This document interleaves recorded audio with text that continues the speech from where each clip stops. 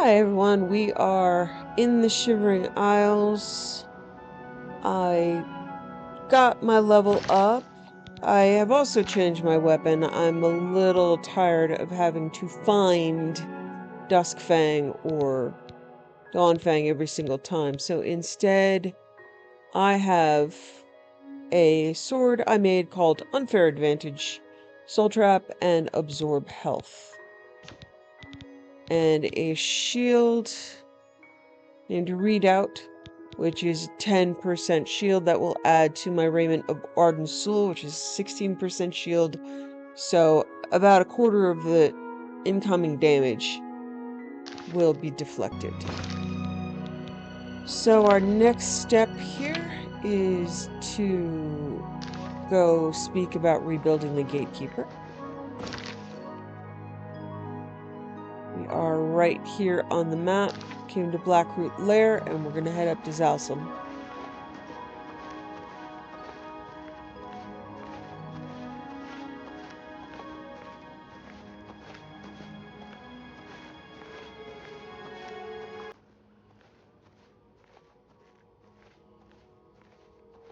Skies are gorgeous.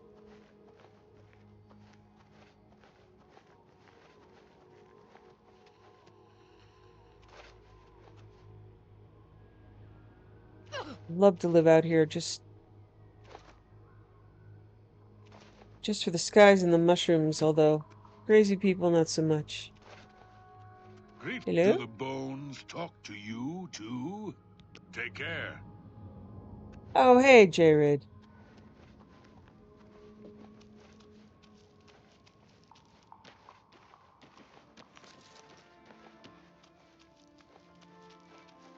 So for summons, we're probably going to stay with our blissfully, relatively quiet Frost Atronach.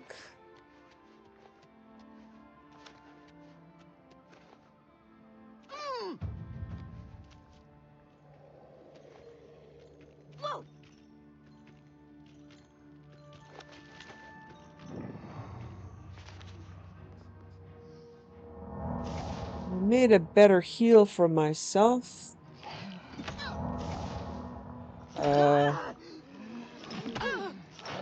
I thought.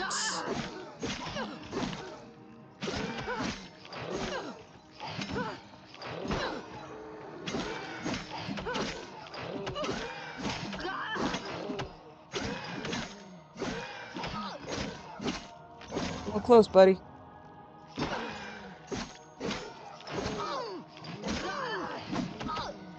Oh wow, they just healed. Okay. Yeah, this weapon runs out of enchantment very quickly, but okay.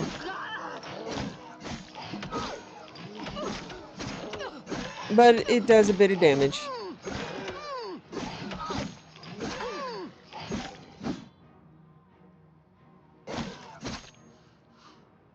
Oh. What just happened? Are there two of you? Why are you not fighting back?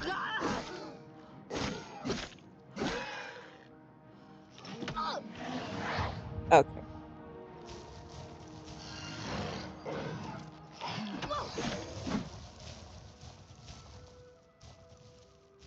Yeah, so my Frost Atronach did a lot more damage than I did.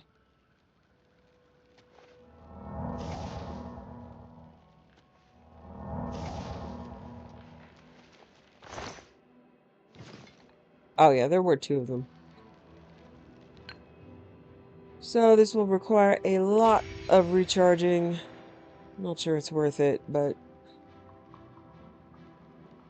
looks cool.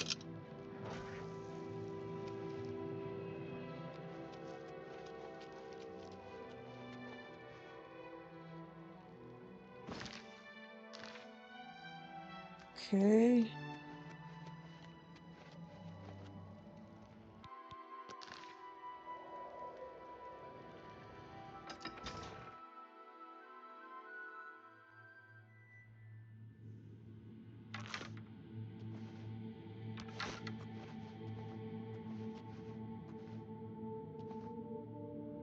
This looks very pokey.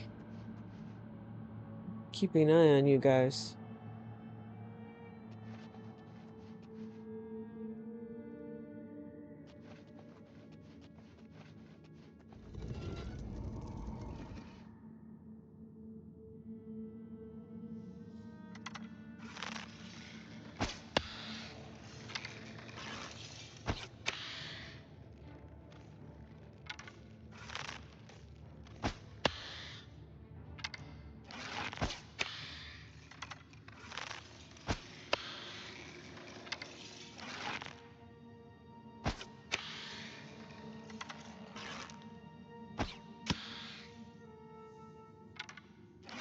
Yeah, it's really odd to not have a health bar, but I guess we're doing this now.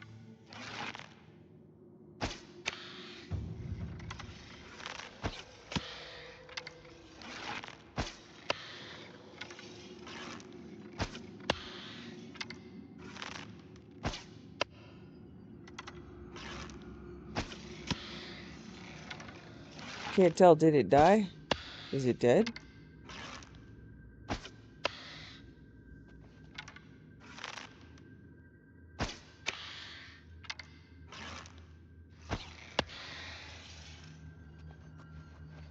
Yeah, looks like it's dead.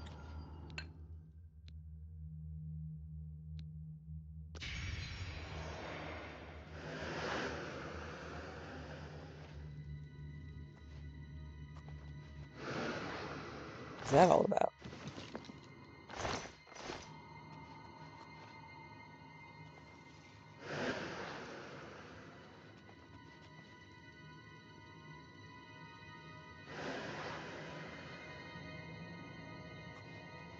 I have no idea what that effect is.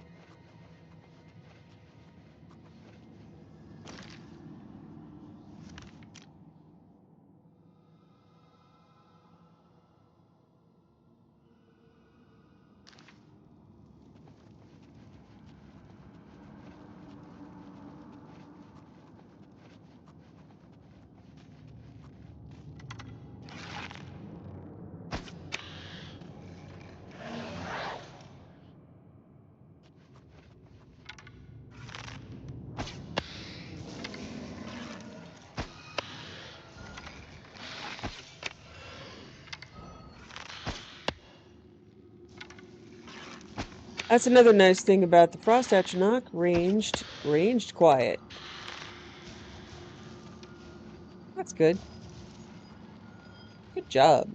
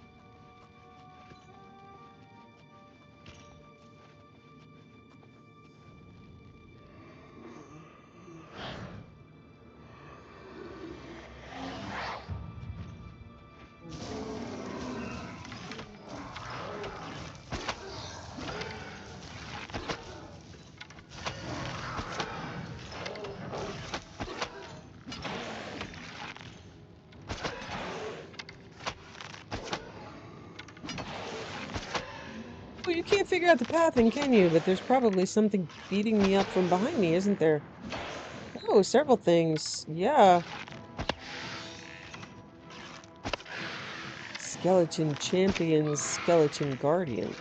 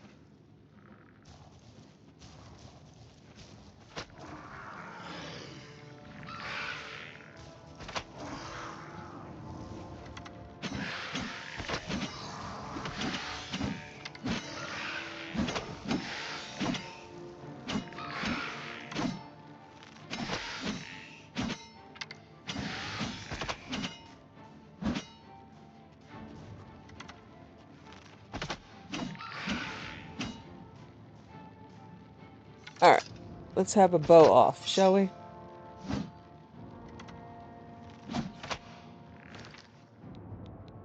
All right, why isn't my bow working? Come on now.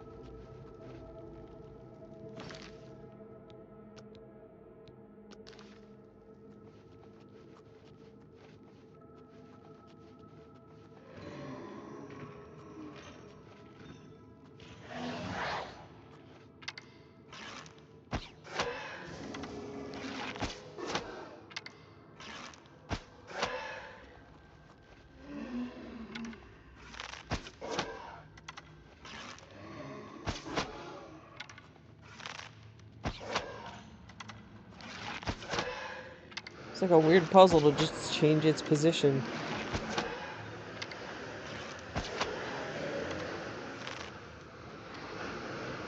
Okay.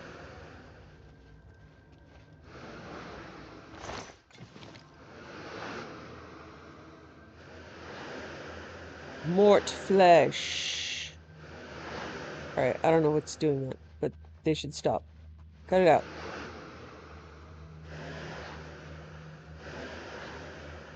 Okay, I see some buttons to push.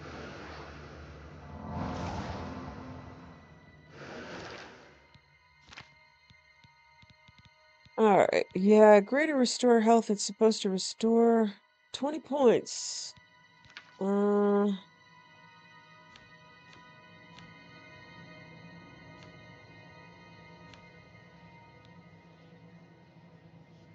Oh, yeah, I've got, okay. I suppose that makes sense. I've got almost 200 health, so it should still be about 10%.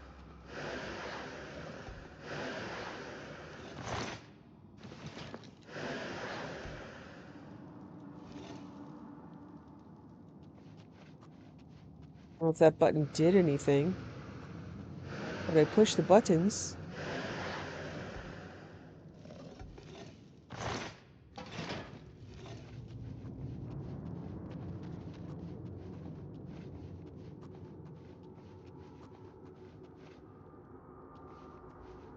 It's not okay to come upstairs to that. I think that might have done it.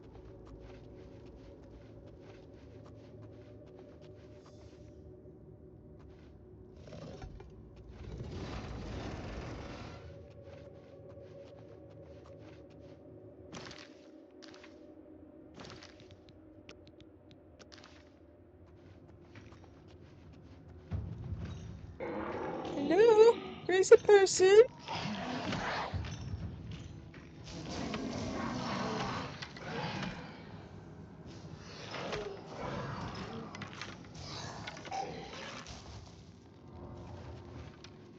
Good job. I can't even get my bow out. I'm struggling with the way the hotkeys work.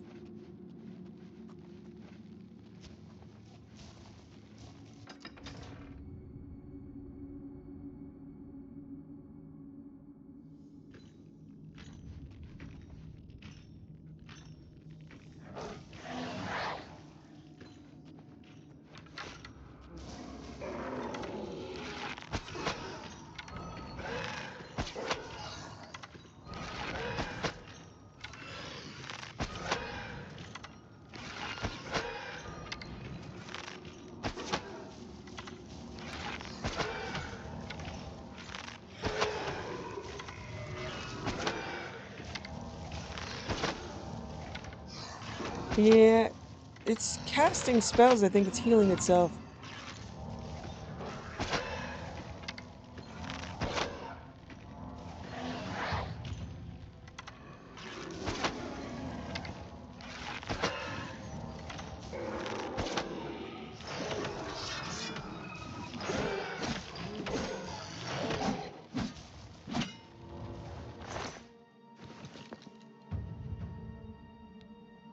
Cuts and nicks from long practice sessions with all manner of blades has its power benefits. You are now a journeyman with blade weapons. Your power attacks now apply weakness to normal weapons. Ooh.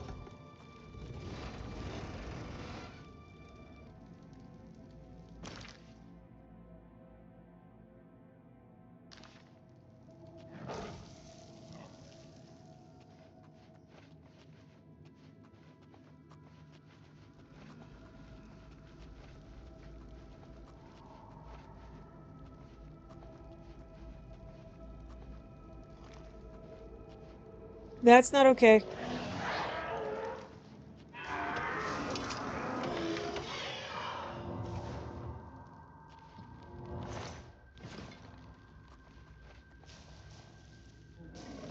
I push the obligatory button, having no idea what it does. Sounded like an arrow trap.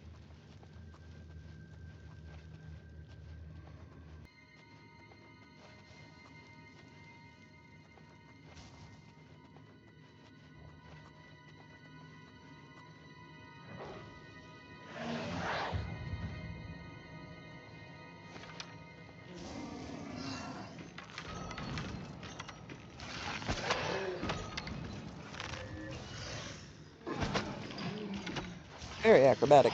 Stop that.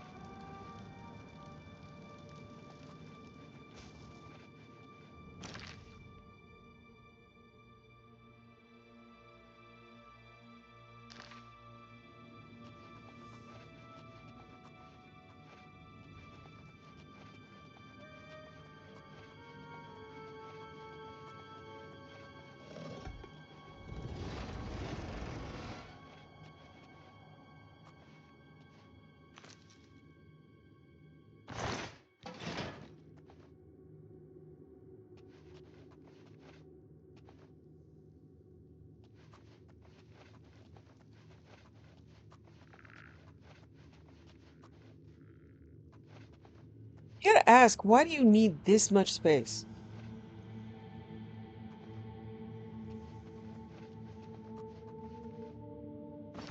There's a skeleton around here somewhere.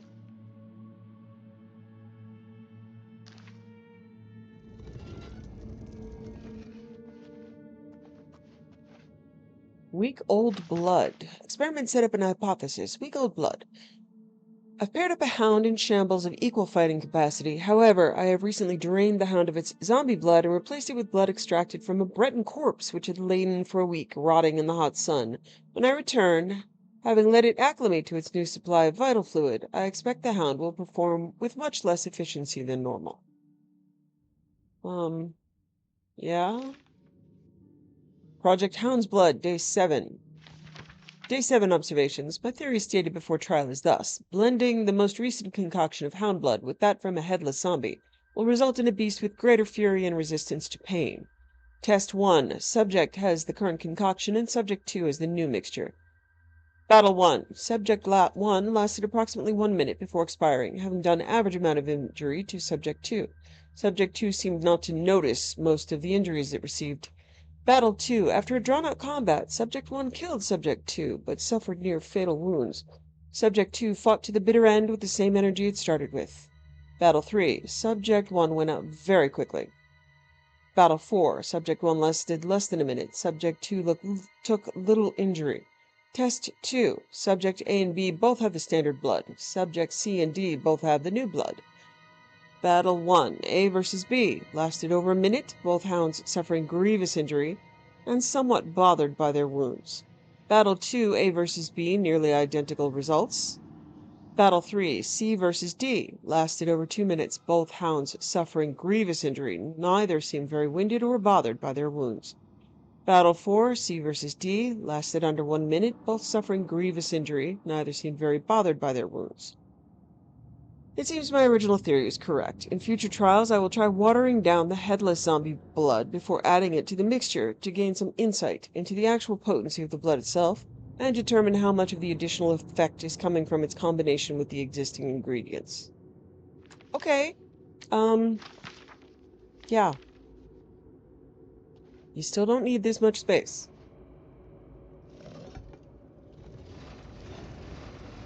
Oh no.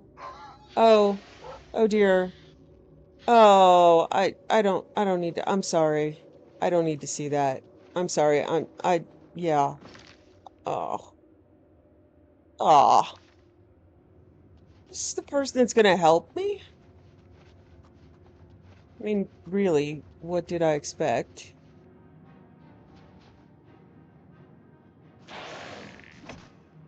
Yee!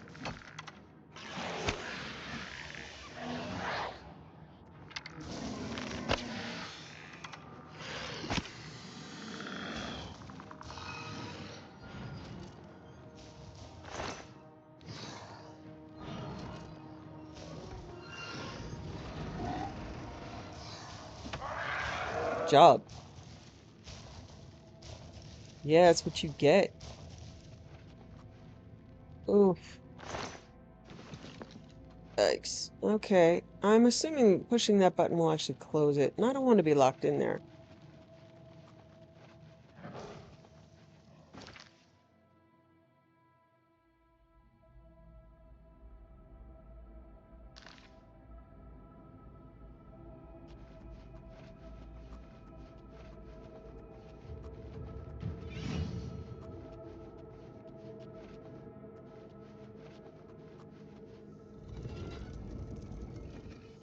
No, no more experiments, please.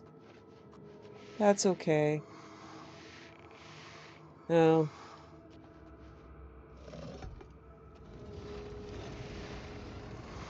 Um. Oh, there's a person in there. Why did I push the button? Why did I push the button? Reptilian appetite conditioning. I've raised these ballywogs in scale on together, from hatchlings to adult. I inflicted great pain on them when they were aggressive toward each other, and rewarded them when they showed aggression toward others. They have since acquired an almost familial bond. normally expressed in warm-blooded creatures. See previous experiment logs for details. That's okay. For the last month, I've been starving them in separate cages, allowing them occasionally to eat, but only tiny amounts of reptilian flesh. I've procured a fatty Breton of previously luxurious lifestyle. There's not an ounce of muscle on him. He should be a most tempting snack indeed, but we shall see. I shall return soon to run the experiment. There's still some time left to starve the reptiles until they are most desperate. Ugh. I'm sorry. Sorry for all of you. I mean, I know you'd kill me, but I'm sorry.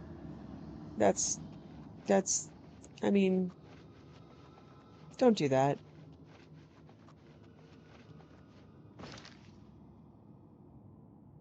Okay, so I need to get up here somehow.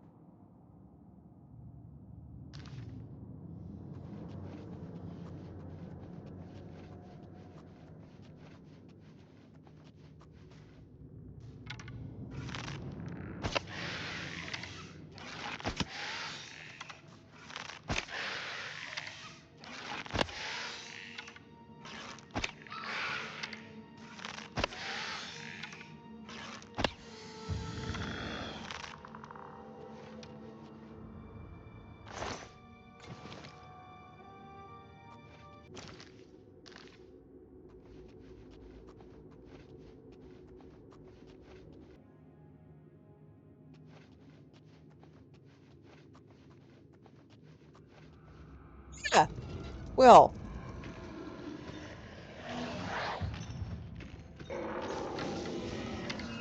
I have objection to the eye level of certain things.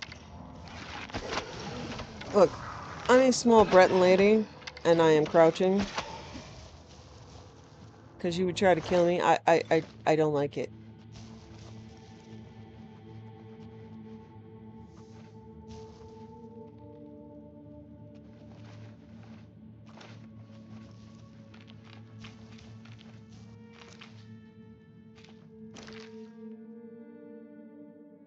I don't think I want to go to the corpse pit. That's okay.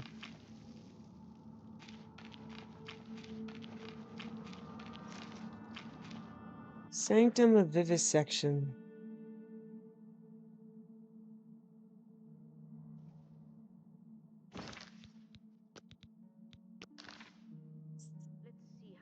This is not okay, ladies and gentlemen.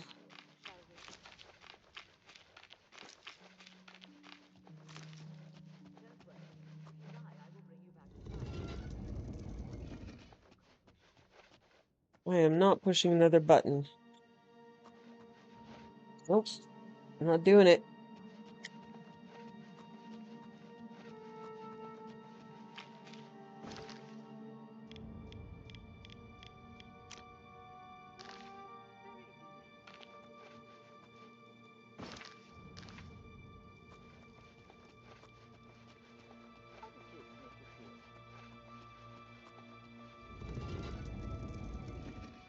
Please indicate on a scale of 1 to 10 how much pain you are feeling at this moment.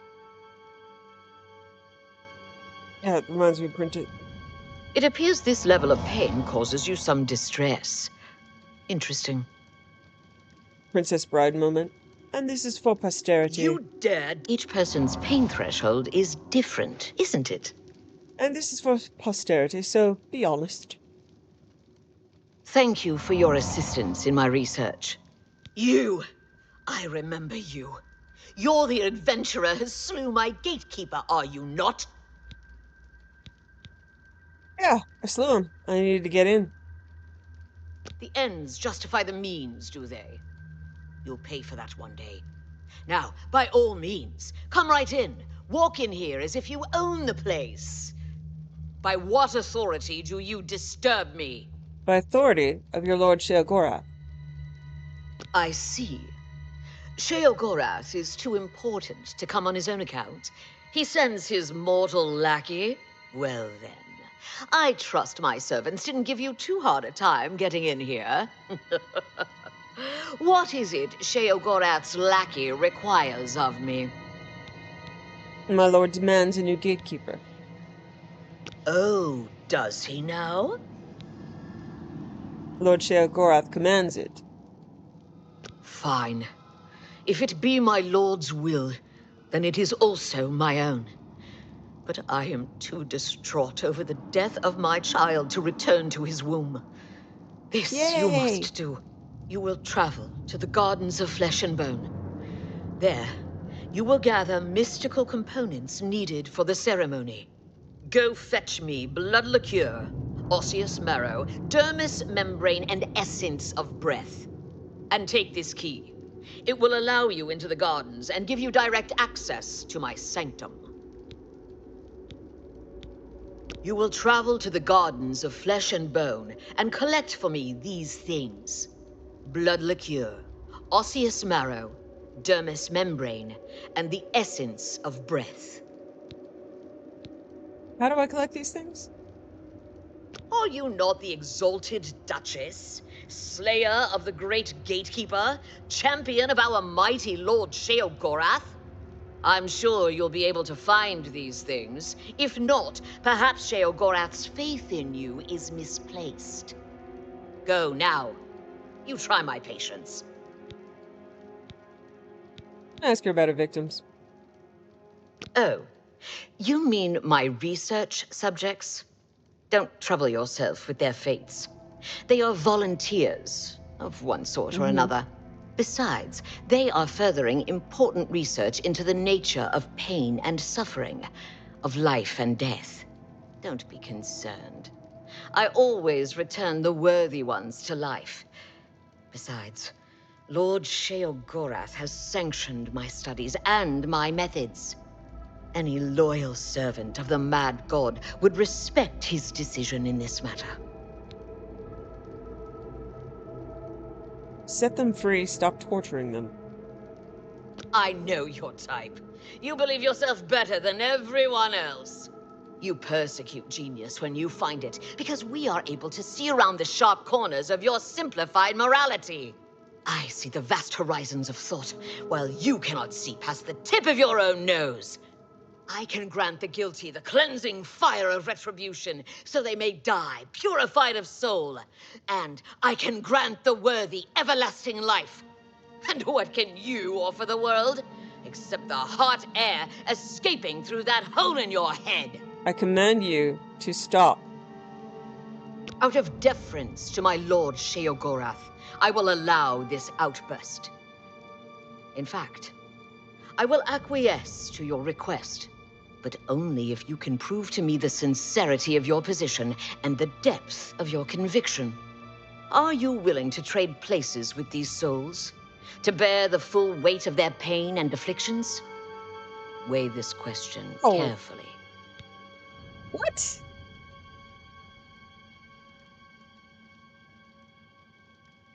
I'm gonna do it. I want to see what happens. Yes, I will suffer in their stead. Are you sure? You will not easily heal the damage done to you. This is a permanent sacrifice you are making. In fact, it is likely you will die.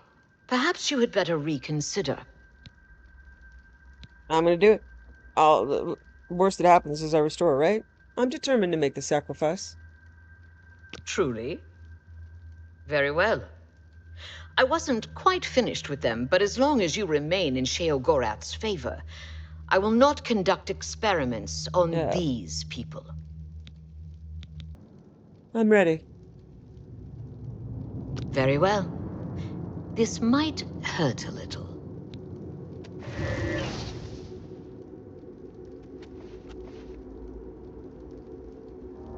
My strength has been damaged, my endurance has been damaged, my agility has been damaged. Experiment log, day 12. Project limb removal. Day 12 observations and summary conclusions. Day 12. Removing an arm from the young Wood Elf female made her fight all the harder for her life, despite being clearly outmatched. In previous battles she fought much less bravely and to lesser effect. She lasted a full minute against my most angry of hounds before her throat was ripped out, and I had to revive her.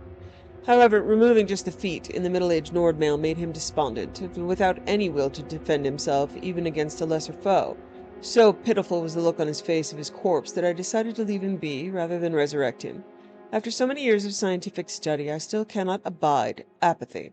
I'm sure that my aversion to pity has colored my findings, as I only make use of strong-willed test subjects, though I suppose, flawed as my research may be, it is still more revealing and faithful than any other has done before me.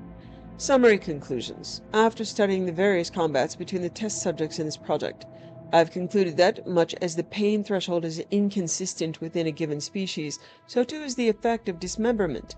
Whether beast or man, the removal of a limb, be it functional as a hand or peripheral as a tail, has varying effects on the subject, having to do more with individual temperament than any biological or cultural endowment.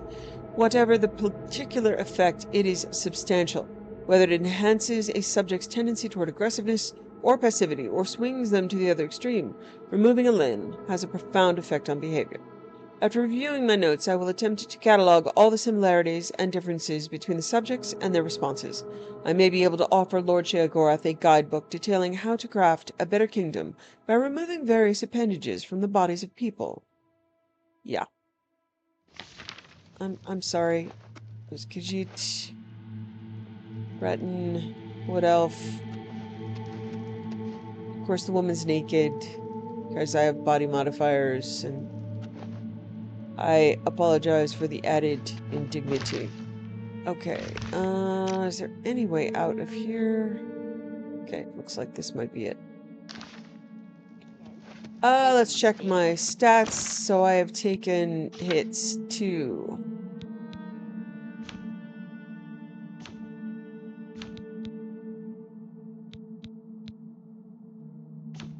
Agility, endurance, and strength. Let's see if I have any restore potions.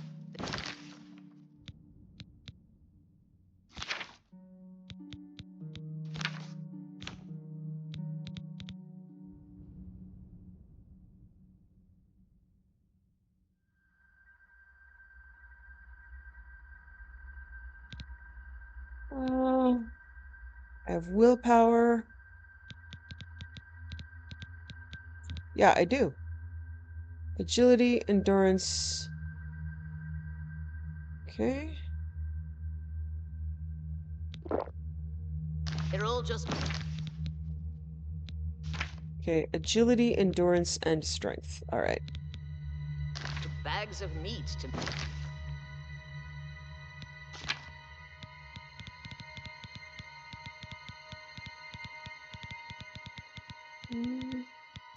Agility, endurance. I don't think I have any strength.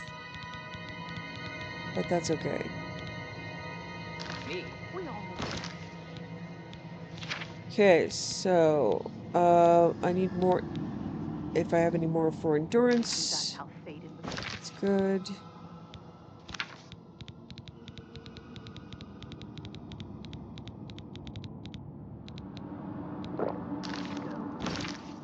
Okay, so my strength is lower, but it's still at 80, and I can cure that either when I make more potions or when I go to a I really wish they would stop yelling. temple shrine.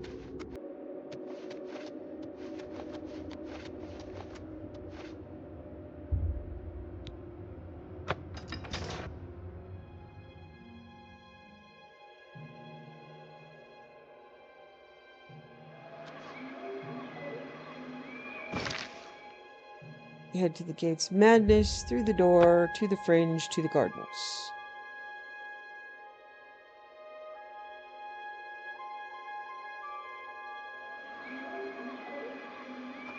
So something odd does happen. I need to be careful. The last time that I tried to use teleport to go back to the mainland without using these doors, nobody on the mainland would speak to me, and that was a little disturbing. So I need to use all of the Mad God's blessings, Your Grace. Oh, Mad God's blessing to you too. So I need to make sure that I use all the dead bodies. Did I loot you guys? Yeah. Use all of the proper channels to get to and from Shivering Isles, or else there's some serious bugs. So even though I have teleport, I'm not using it between the DLC area and here and the mainland. I think it's fine if I'm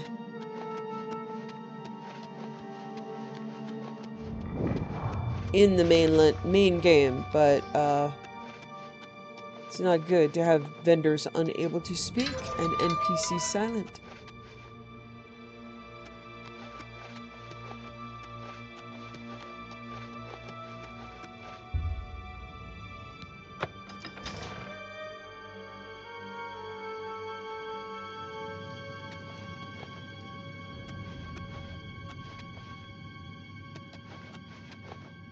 So she is actually more crazy than Cheragoroth. She's more typically crazy. Wow. It's not okay. But she's also, of course, tedious and not entertaining.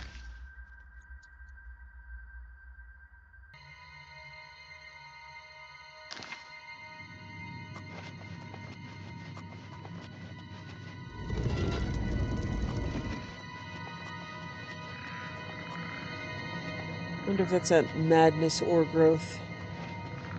Doesn't have any hands though.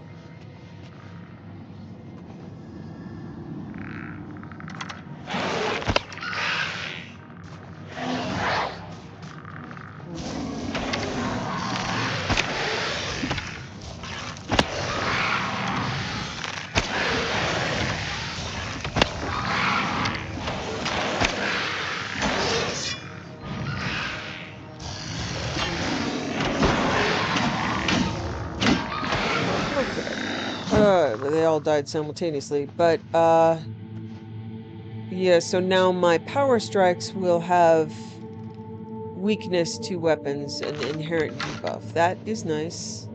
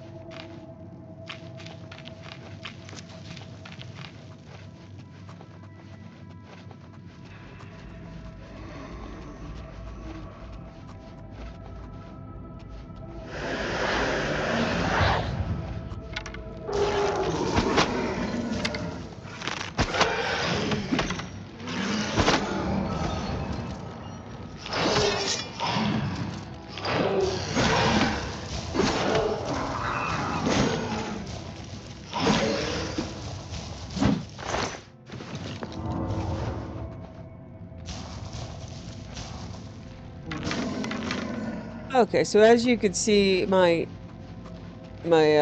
blade level went up faster than my archery, and it's more effective, and that's just a shame. I'm not willing to further mod my system while in the middle of a game. I don't want to bug it out. This is not a fun game to mod. It is very twitchy, very prone to crashes.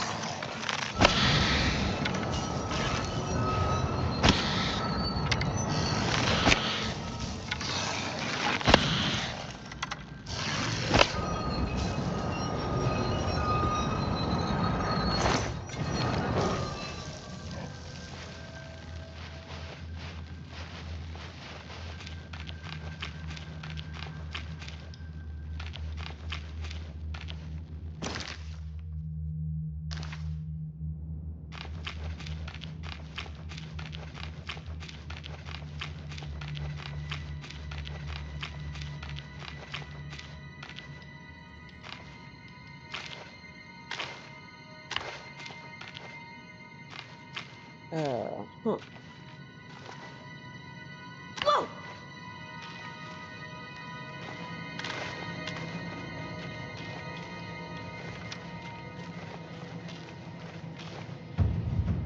I don't know how to get up this ramp. Alright. Well, unusual. See if I can do it over here. But no, I don't think I can jump that high. Ah.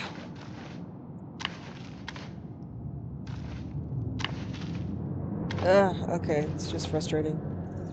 Yep, all it does is boot me over the side. Okay, so that's not the way to go. I need better acrobatics. Oh, I need to get up there.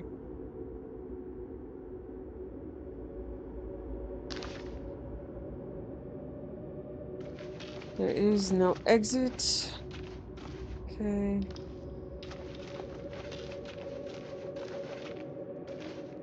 Yeah, see, that is blocking my way. Either one sends me up to the side. Okay. I have a problem. Let's see if there's any other possibility. I'm gonna try jumping down back here.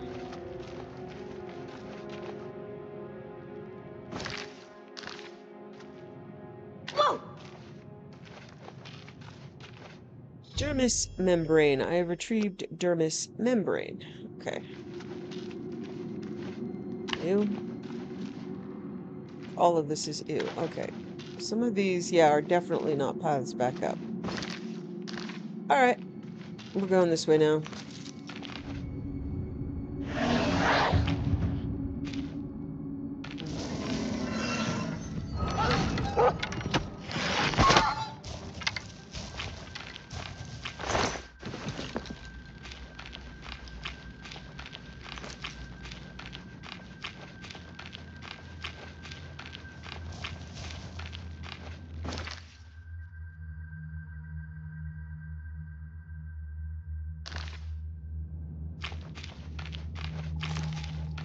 So, as much as I can love this game or love this expansion, some of these are just ridiculously long fetch and carries that have very little to do with, enjoying your game.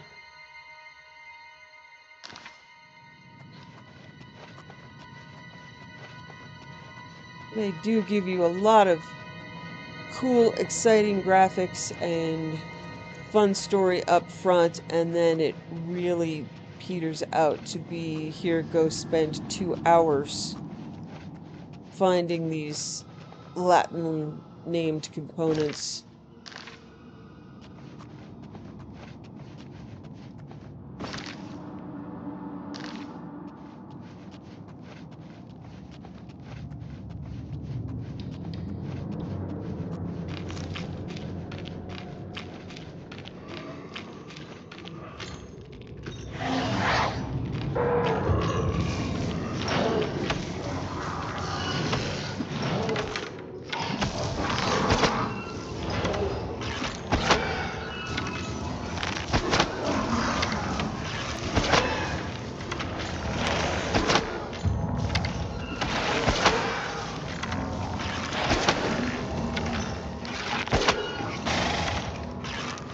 I am constantly amazed that with approximately the best bows and arrows in the game,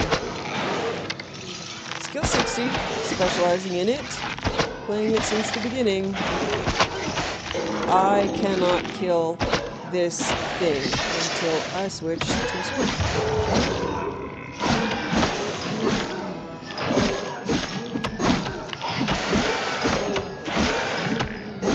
So that is endless disappointment.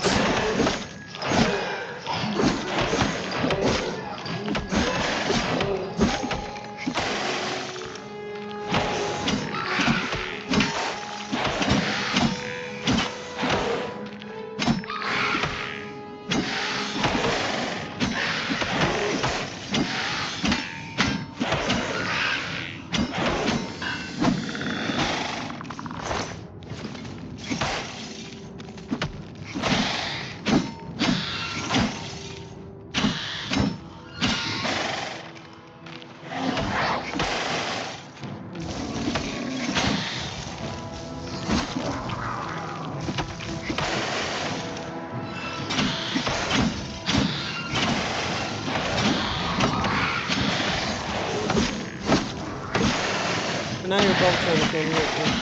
Okay. Oh, okay.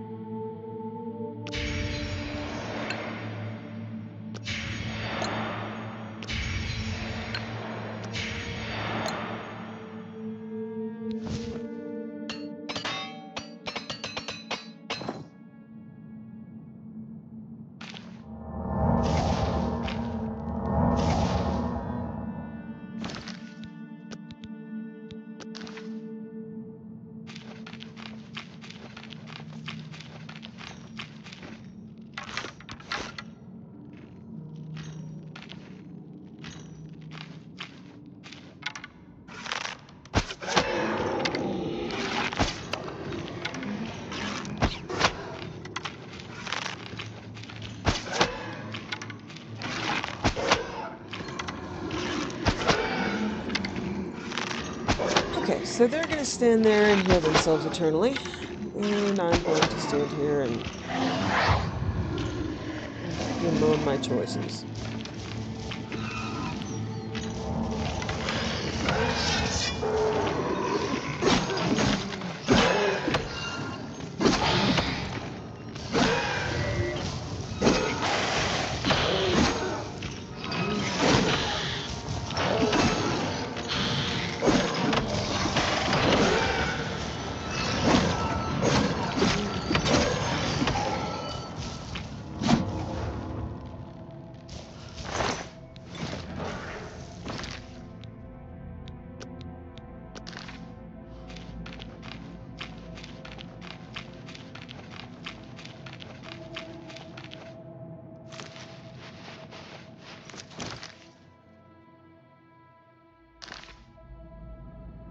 Something is listed on the map as being right here.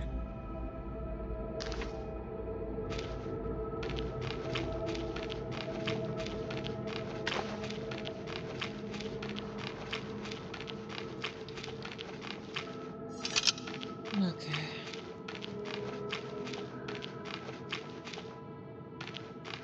Oh. Okay. I get it. Not on the ground. Up in the air. Osseous marrow.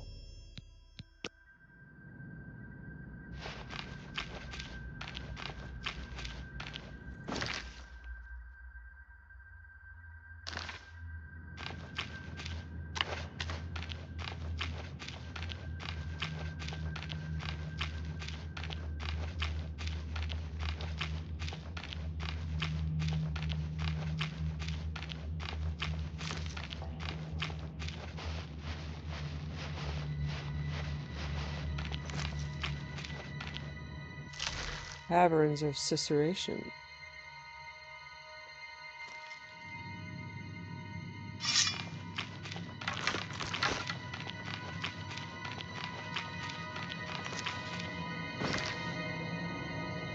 Oh, wow. All right.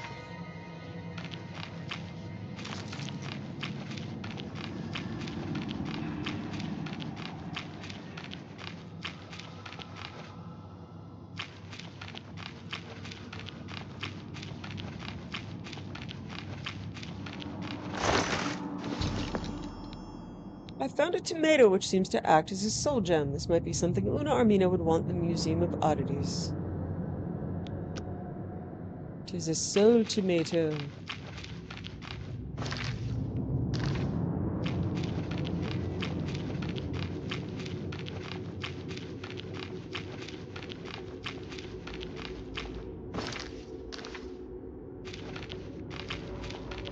So if you do the Saints and Sinners extended cut, the roots do not budge. As a Skyrim mod, that also it is a return to Shivering Isles. It has an unbelievably good voice emulation for Sheogorath, and it's a lot of fun. Okay, have I been here? Did I kill something? And they have soul tomatoes in there also. So in Skyrim, I have soul tomatoes in my inventory.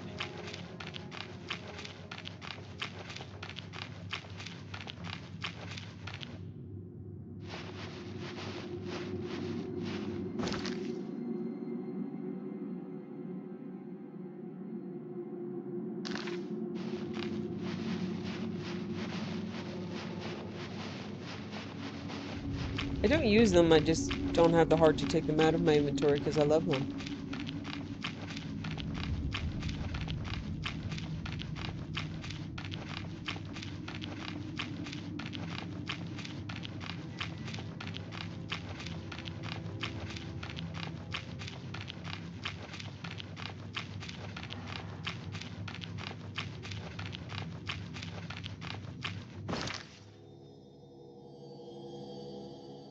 Oh, okay. We just went around in a big looping circle.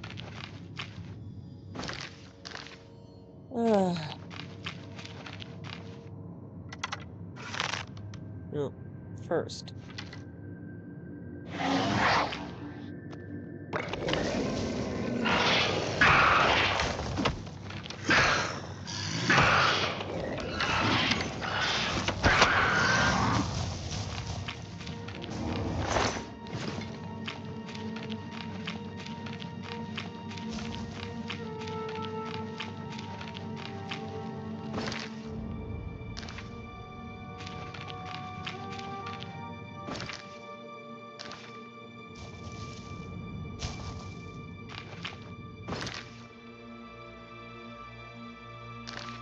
That's strange. Yeah, the map is really odd. Okay.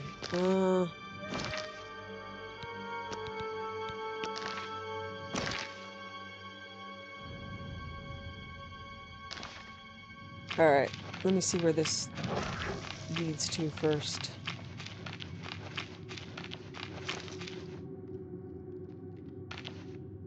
Alrighty.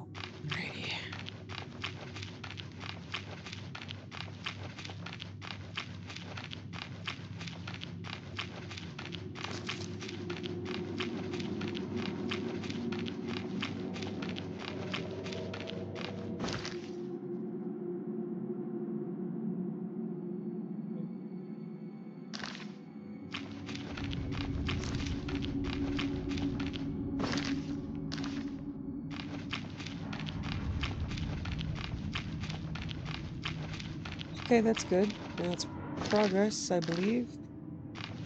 Of a sort? Maybe. Yeah, if I'm collecting ingredients and seeing new things, then I haven't been here yet.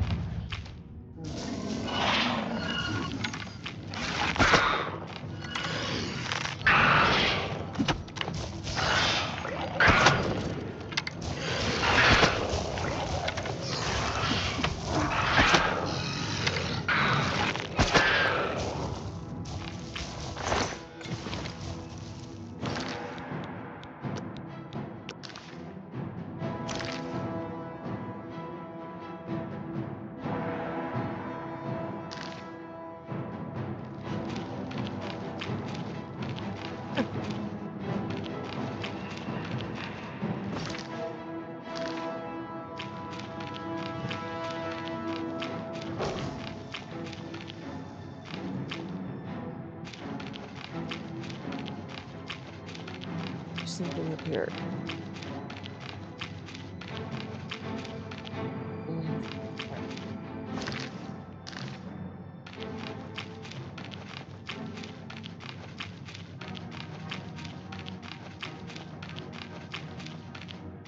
Okay. So, unfortunately, these are the types of mazes that can make it very difficult for me to progress. I will continue to try, but I'm not going to remember where I have or have not been. The map is going to be of absolutely no help to me.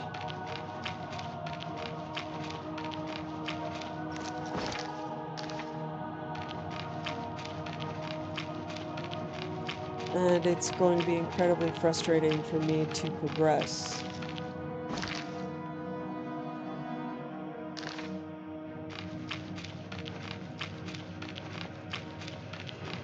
You can say, well, it's the Prince of Madness and it's supposed to be this. I would say that this is just easy development. There's no story, there's no recorded dialogue, there's no further engagement other than getting lost and killing the same thing for frustratingly long time. Okay? Let's see if there's some. Is this the air? Essence of breath.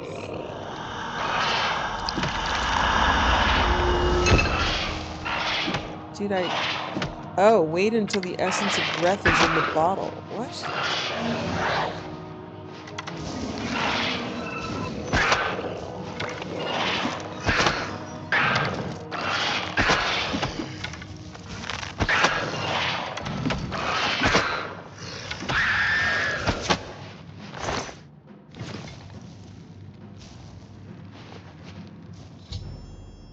Capture the essence of breath. Okay, so there should be one more item. We'll see. So this is functioning on the arcade mechanics idea, which was what people did when computers did not have much in the way of capacity or memory, is just use the same mechanic and make it harder every time. That doesn't make it more fun. I don't know what that little trail is, but that's cool. It might be the essence of breath. I don't know. Should I follow it?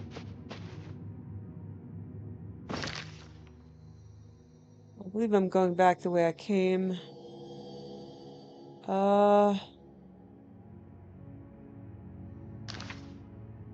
Let's check the quest log.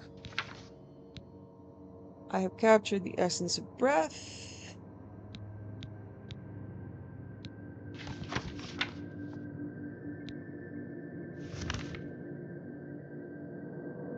Okay. Okay, looks like there's one more thing to get.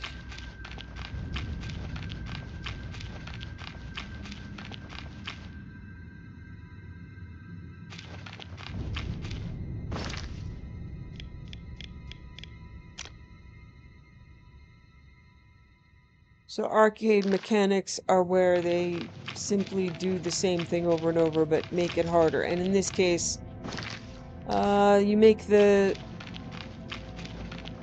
caverns bigger. You give them a few more twists. So instead of doing something new, we are using the same assets over and over and over, just making them last longer. And that I can rack up to kind of crappy design.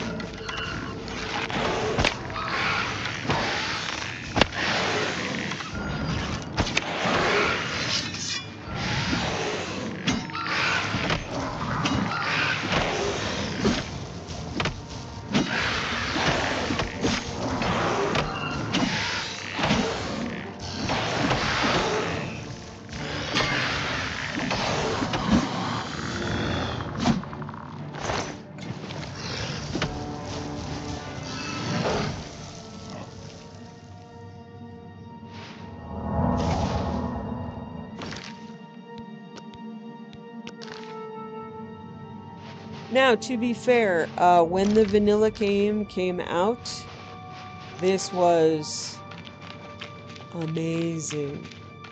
Amazing.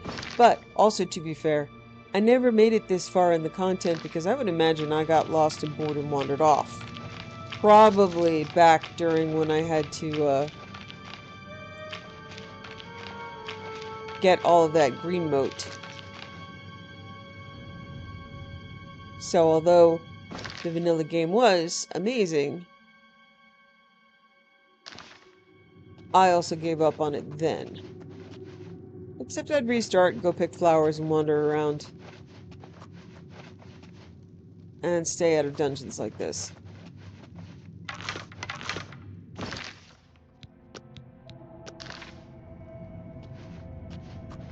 But started on the Xbox with it, and then, or I'm not sure if it was the other way around. I think I had a computer, but I couldn't, my computer really wasn't good enough to manage the graphics. So I believe I got a new computer and a new Xbox to be able to play.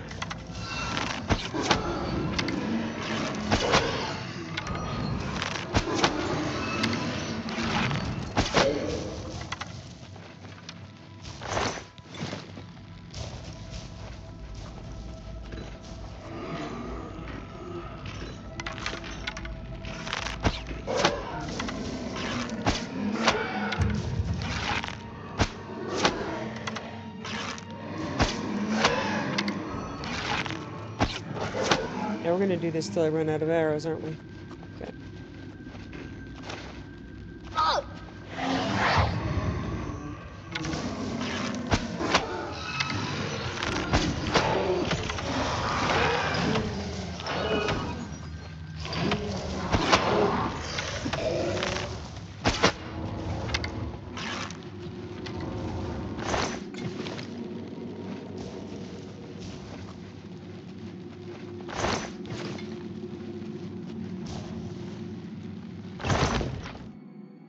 Greater Dispel tool.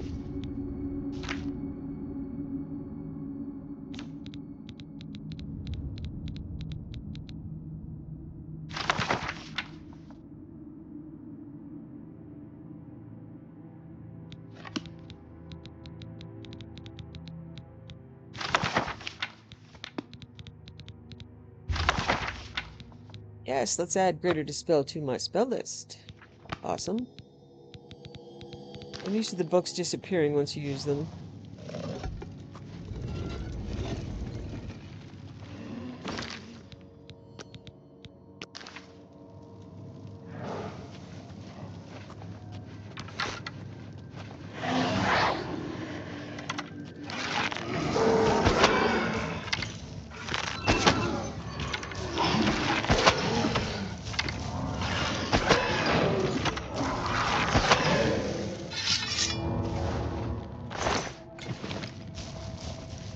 Ah, I'm pretty sure I don't want to go in that.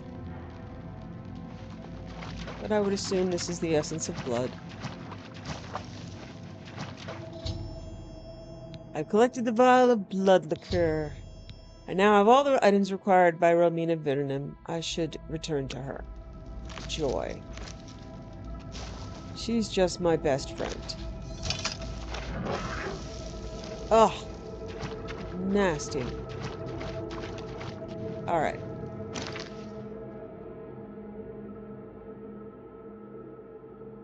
Oh, it's gonna make me go the long way. Oh no. Okay, I can go straight, it looks like.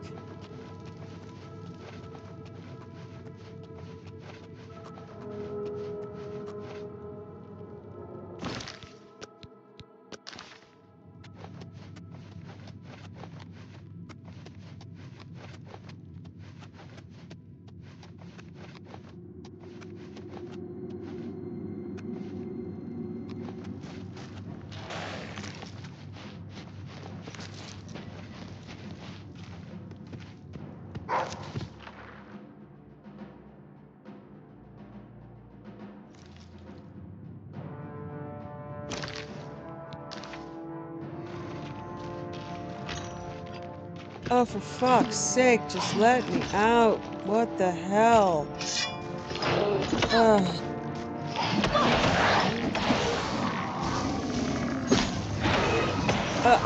And again, I don't really want to use teleport because it bugs the game.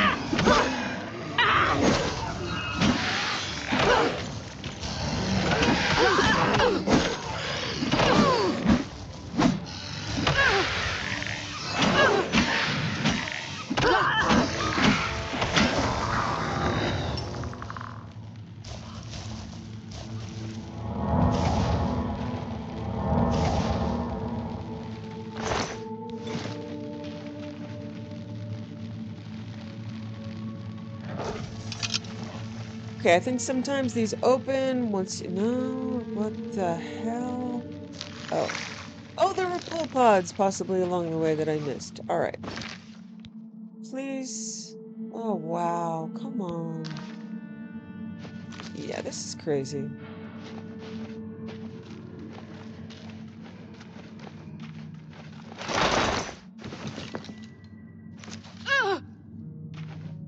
Oh. Fun spines.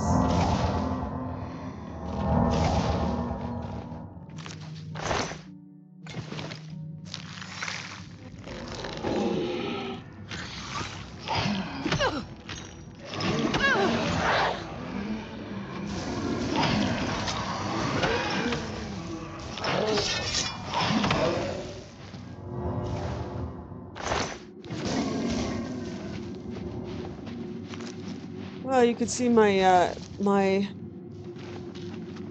enchants, my conjuration, and my weapon skills have gotten appreciably better. Okay. Yeah, it did make me go all the way back through it. Okay.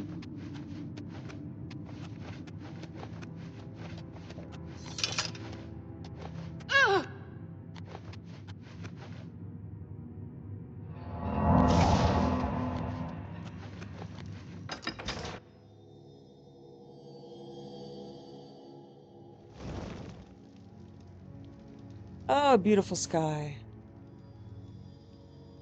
Yeah, it is tough to see all this capacity for whimsy and beauty and be in those concrete boxes for hours. I miss you, pretty crystals. I don't care that you're from the Grey March. You're something new. You're not a rock.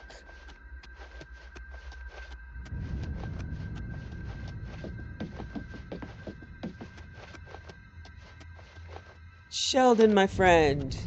Everything is gone. What a shame. If you have to fight a flesh Atronach, a good shock spell is the way to go. I wish I had known that if I Don't before feel I bad went. that you're not as gifted as me. Well, Sheldon, you could have told me that before. I mean, I wouldn't have done it, but I would have known. The saints stand strong, Your Grace. I am grateful. random saint number 47. And now I'm stuck in crystals, aren't I? Let me out.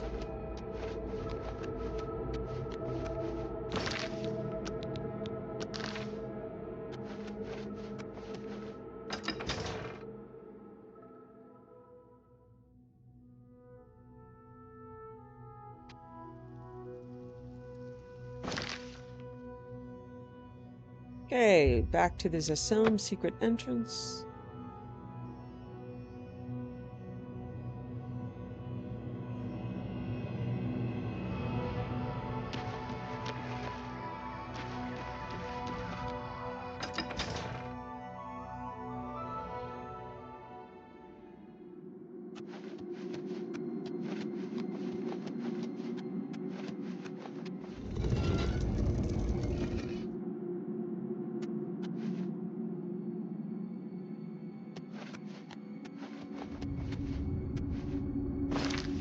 No, crazy lady! It's not an insult. I mean, that's just who she is. You have returned with all the components. Excellent. All that remains is to choose the body parts. Fearing one day someone might manage to kill my child, I have been preparing a new body. I've created versions of each appendage with various enhancements. You must choose one of each. I am attached to them all. Artist's prerogative. Did you like that? Pain can be pleasure. You enjoy being in pain, do you? Here. I'm sure you will enjoy these then. Manacles of pain added to the player's inventory. Gosh, thanks. Select one pair of legs, one left arm, right arm, torso, head, and heart. See me when you have finished your selections. Don't take all day making your choices. Where? Oh. Gross.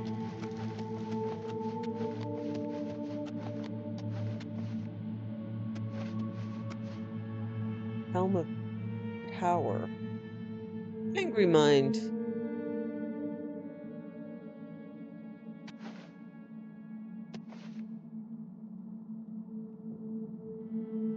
Let's go for power.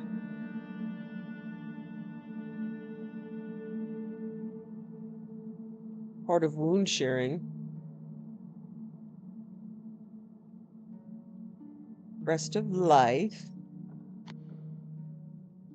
Legs of fortitude.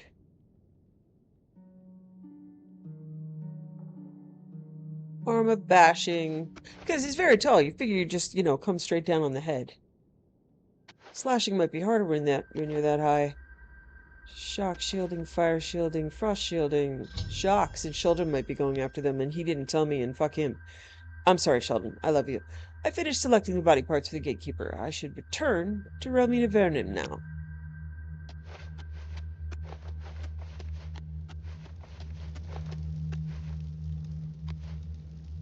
No, crazy lady.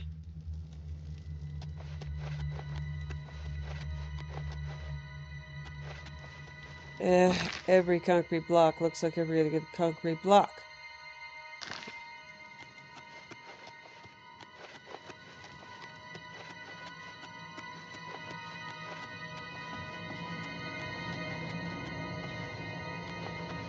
Oh. An Elytra's life. It is a strange life that I've chosen, here amongst the beasts of these shivering isles. These Elytra, a most gentle creature, if there ever were a gentle creature. They've welcomed me among their brood as one of their own. I've made my life and home in their tunnels as if they were my own humble cabin. And indeed, I've been invited into their warm family unit. Many who encounter the Elytra are initially set to unrest by their appearance. Their size alone is sufficient to unsettle most of the humanoid races. The enlarged thorax can grow to be as large as a human male and nearly a full span in girth. When I first encountered my insectoid friends, I believed the enlarged thorax to be a method to manufacture the ichor that is vital to the lives of the Elytra. In truth, the thorax is the precious room where their noble lives begin. However, one cannot discount the significance of the ichor that gathers at the spike near the base of the thorax. This precious substance emits a smell that most will describe as acidic and sour, although I find it to be a delight. The ichor serves as the most brilliant purpose of the elytra. It's used to paralyze living tissue of other creatures, rendering them unable to resist the advances of the elytra. Here's where the true brilliance takes place. When choosing a suitable host, the elytra will impose itself on the creature. Any creature that draws breath seems to be biologically suitable for this purpose. I myself have witnessed elytra matrons choose creatures that range from simple wolves to a brilliant Khajiit alchemist. Each time the host is chosen carefully. Oh, I know that the superstitious farmers of the Isles will say that the elytra will attack any creature, but after what I've seen, I know that they approach each host with the utmost care. The host is injected and their body becomes enriched with the flowing sweetness of the ichor. They relax and quickly expire as the magical nature of the elytra's sting takes a hold of the host in its gentle grasp. After the host moves on, the elytra nests its eggs in the still warm shell of the host. There the eggs warm and grow over a period of mere days, feeding on the giving flesh of its host. Soon afterward, the hatchlings emerge and stumble forward into the world.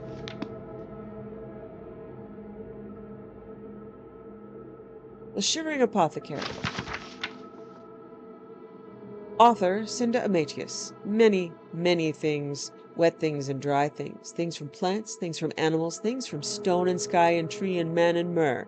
So many beautiful things for potions. All of them there for the taking, waiting to be plucked and put to use. Grind me, take my essence and turn me into something new, something wonderful, they cry out to me. I have given my life to finding so many of the wondrous things of Tamriel, and now the things that lie beyond. The realm of the mad god, dangerous and beckoning, has so many new things to offer that I have trembled with excitement over it. I stop to take note of what I have found so that I may not forget it in the coming days when I spend my time searching, mixing, and discovering. The apprentice will find that marrow from the shambles and fins from scalons merge to make a deadly poison that strikes at one's very heart, damaging the health of those who ingest it. Many a blade did I sink into wet flesh and dry bone to learn this, but what I have found pleases me. Flame stalks and the very essence of flesh atronachs can be mixed by even a novice to counter that damage, as one can drink a potion made from these two to feel healthy again. The expert may find that rather than risk themselves against those walking monstrosities, the screaming maw can be used instead. For magica, and without magica, where would I stand now? The ichor of an elytra can be mixed with withering moon by a novice or thornhook by a journeyman. No explorer in the Shivering Isles should venture forth without looking for these. The tongue of a hunger, by itself a marvel of anatomy, can be eaten to cure poisons or matched with withering moon to cure disease. I cannot help but wonder what disease would be so dire as to risk one's life against a hunger. I've been most pleased to find that to the expert alchemist, rot scale and worm's head caps can be mixed to paralyze one's enemies. This has proven most useful in extracting ingredients from the Isle's less cordial residents. The Living Woods. The Gnarl is a creature of the forest like no other. Away from the walls of New Sheoth, they are called the Walking Trees. Gnarl are known for their affinity with the elements. If a Gnarl is struck by elemental forces of fire, frost, or shock, it uses that energy to grow stronger and larger. Fortunately, this effect only lasts for a short time. It is the will of Sheogorath that the Gnarl confuse and bewilder the unwary mage. To that end, it gains resistance to the element it is struck with, but becomes weaker to the other two. The wily mage will quickly switch between elemental spells to take advantage of this. Lesser wizards will suffer if they continue to use the same spell over and over. In recent years, there have been more rumors of smiths that are able to use the amber sap extracted from Gnarl to make sturdy armor and weapons. As of yet, the gossip has not yet been confirmed. More is not known about the Gnarl than is known. No one has been able to determine the gender of Gnarl, or if they even have them. Young or immature Gnarl have never been seen. One academic suggested that Gnarl are born full-formed from trees that are struck by lightning. This absurd suggestion has not been confirmed. Similarly, we have no knowledge of their diet or social habits. Presumably, they feed directly from the sun and earth like trees do. There are no reported cases of them communicating, even among each other. However, they do seem to have a truce of sorts with other woodland creatures such as the ballywog and elytra.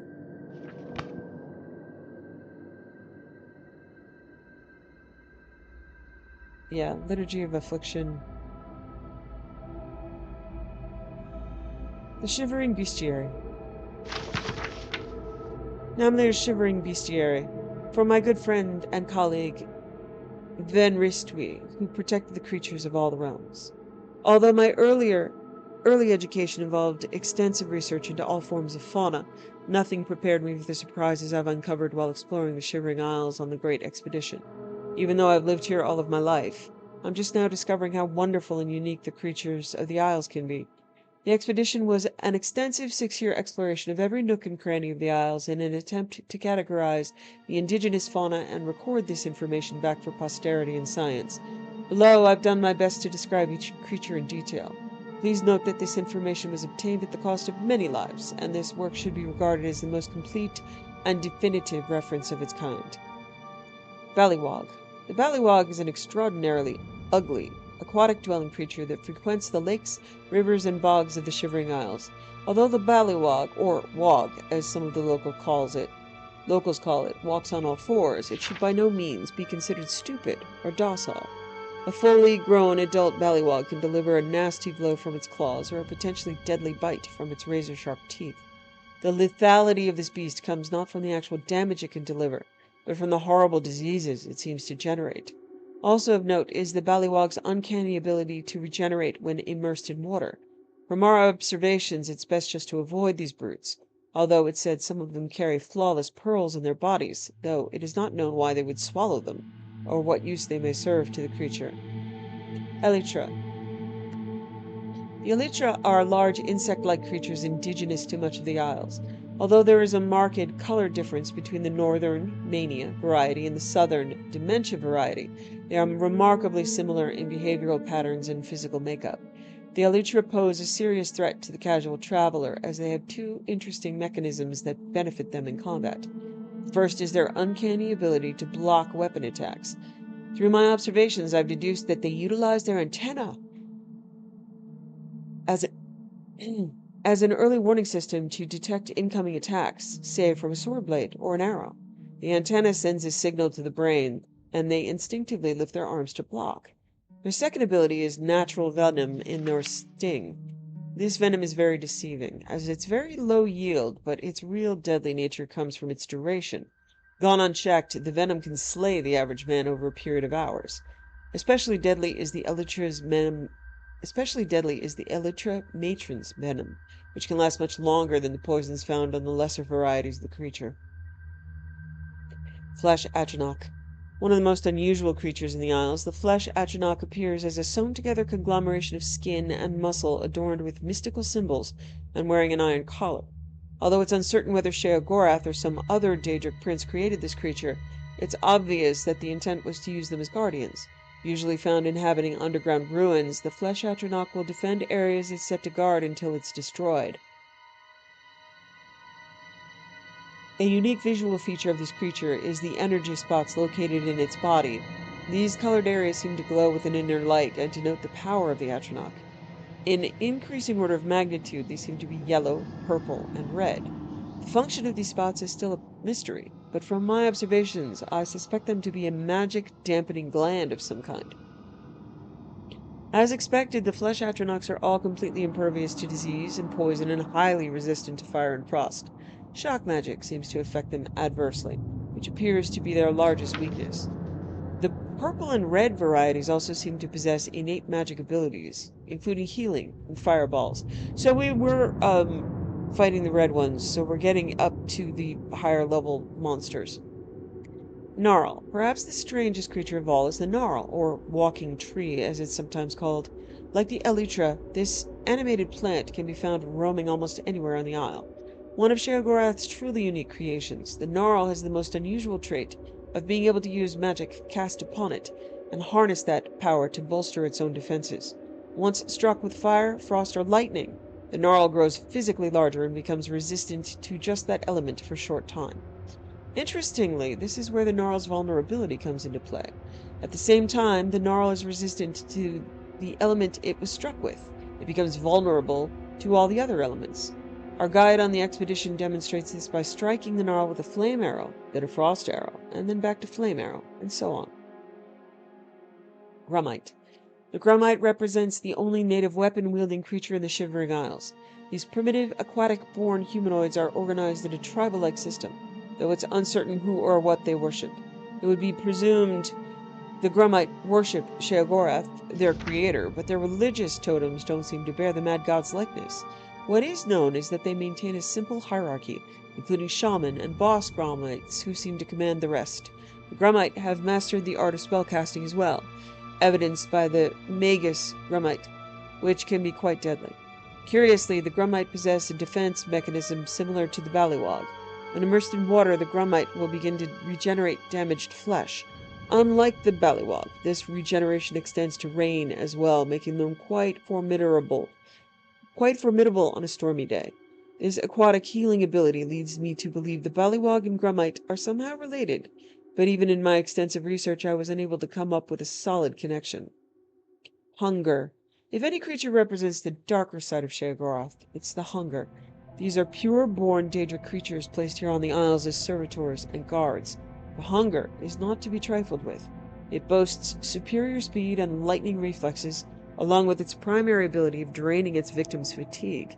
My best advice when encountering this horrible creature is to give it a wide berth or slay it quickly. Be wary, as it is said that conjuration magic exists that is able to summon the Hunger and unleash it upon the caster's foes. Scalon. Another aquatic native of the Shivering Isles is the Scalon. Looking strikingly similar to an upright ballywog, Scalon features large, fin-laden appendages and dorsal spines. These creatures are usually quite fearsome, lumbering slowly after its prey. Don't mistake its speed for weakness, as the Scalon has an incredible leaping attack that allows it to strike at its victims from a surprising distance. Another connection that it shares with the Ballywog is the fact that its bite or claws can transfer disease to its victim. It's recommended that these creatures be dealt with at extreme range with spells or missiles, as they can be quite ferocious in close proximity.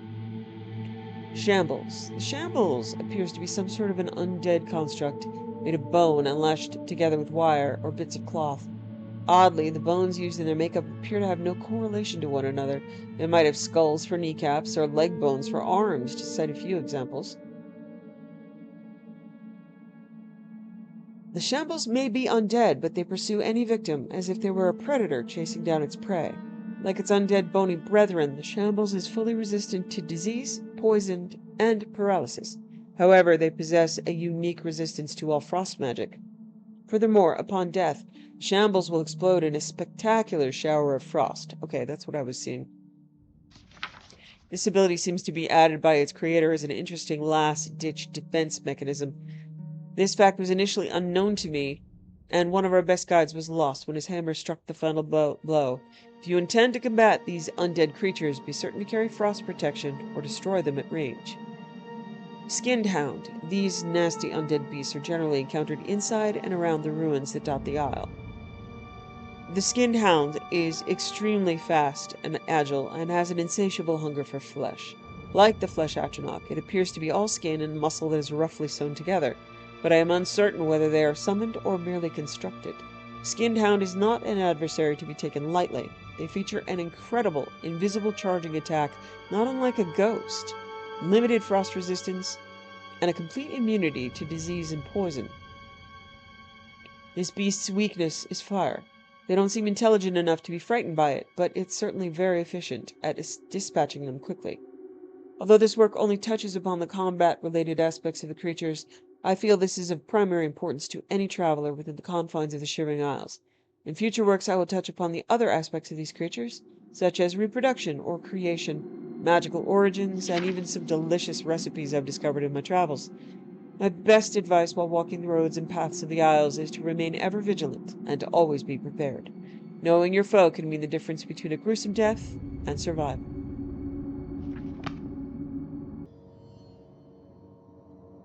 Okay, I have the gross stuff.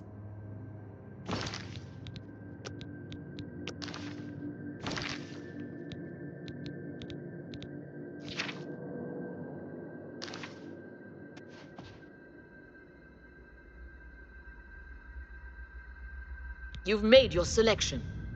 Now we travel to the statue of our lord in the fringe. There we will perform the ceremony. Make haste.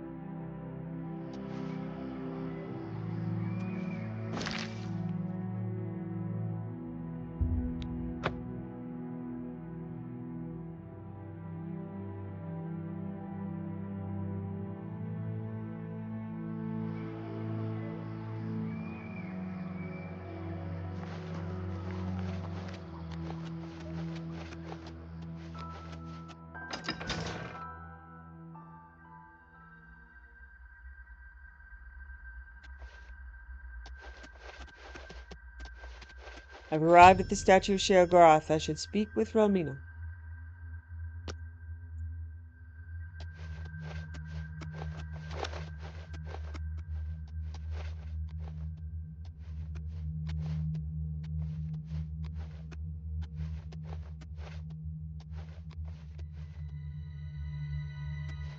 Shall we start the ceremony? Okay, let's get started. First, place the gatekeeper's body into the cistern of substantiation.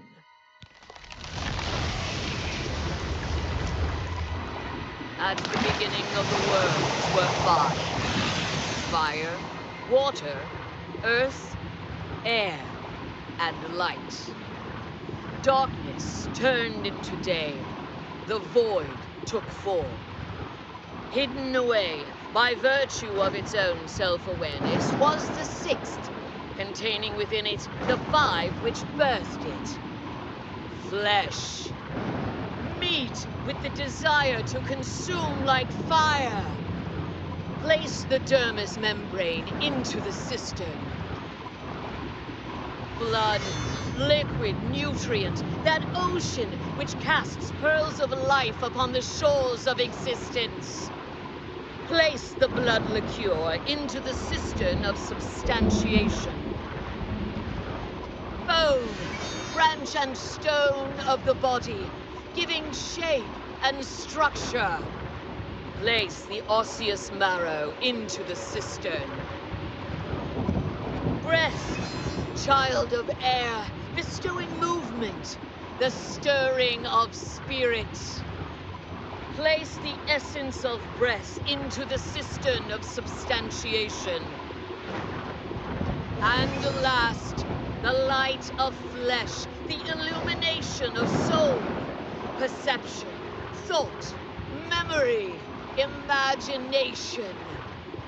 I summon thee, walker in flesh, flesh of true flesh, from those waters of oblivion which sire thy kind. Come to this altar, join with this body, quintessence of flesh joined with the essence of flesh, absolute immortal, immortal bound to contingent. Stand clear of the cistern, over here, by me.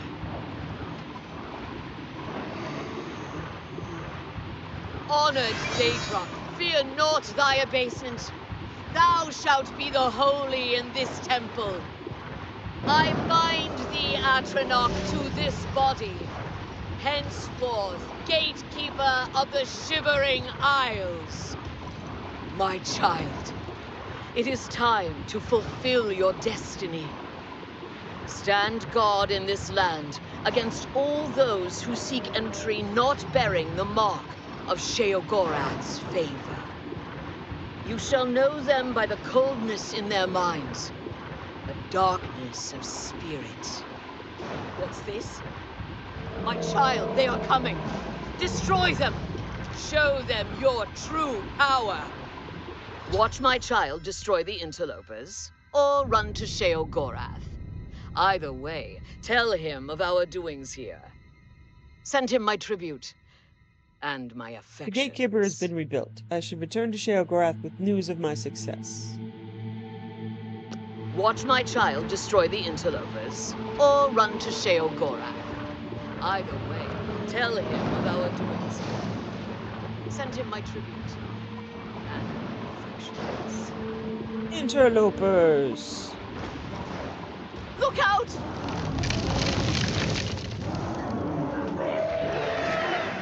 Watch out!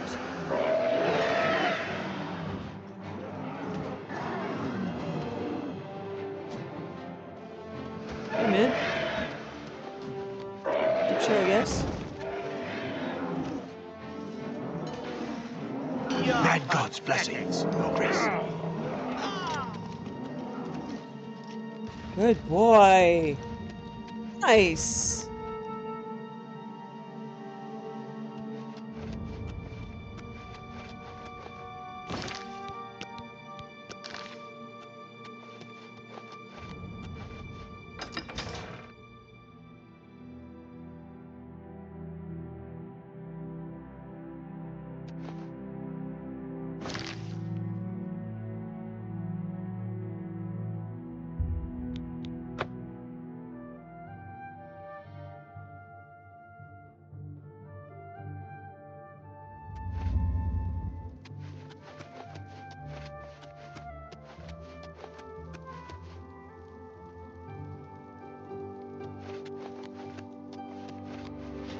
The Saints stand strong, Your Grace.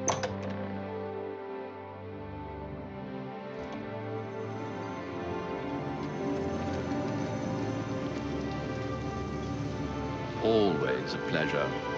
A new gatekeeper! Excellent!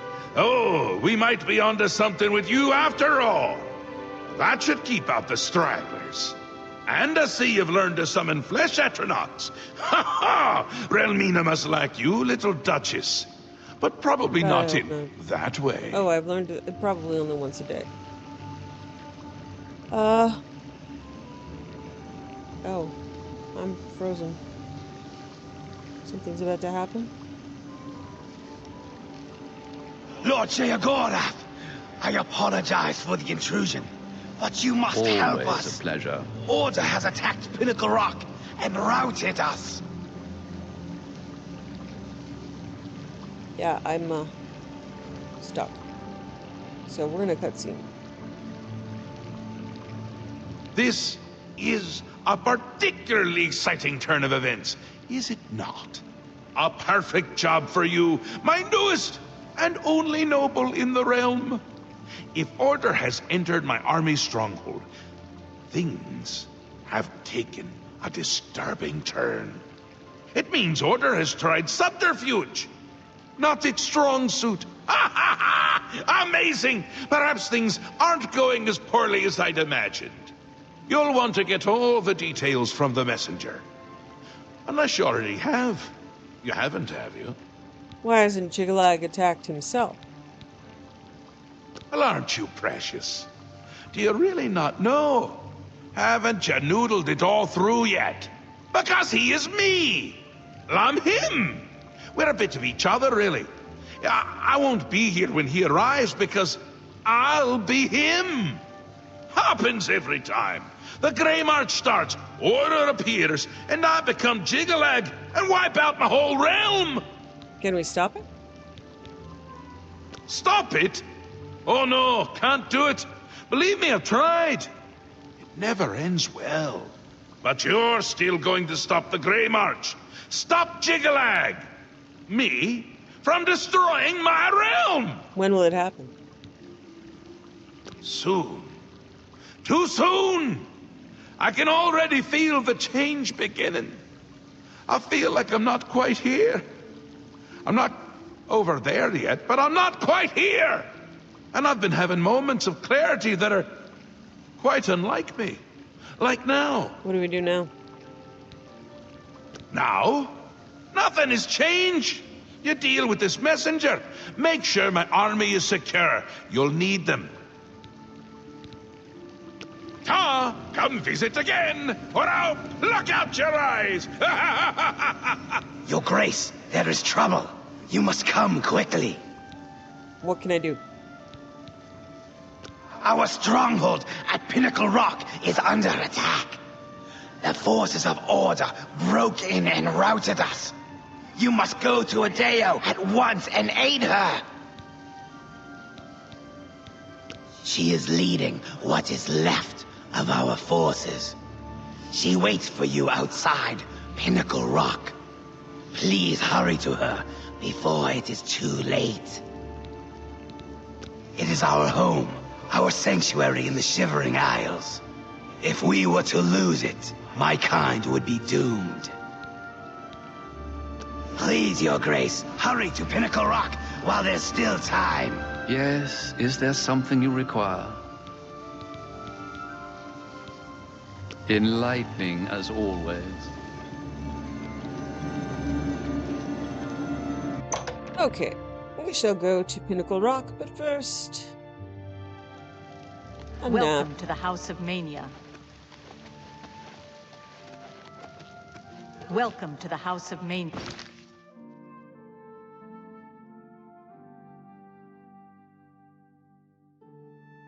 Okay, Yeah. trying to remember where it was. This is their bedroom. Yeah. Is it through the conservatory?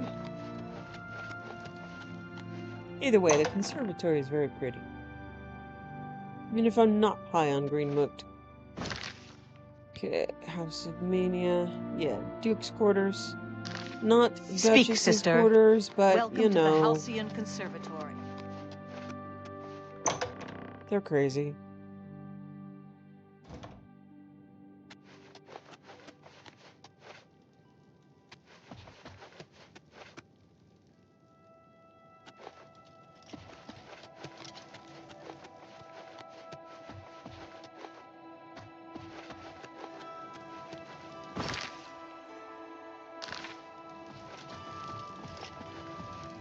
All right. It's a pretty little place. Sapphires and rubies and a lot of alcohol.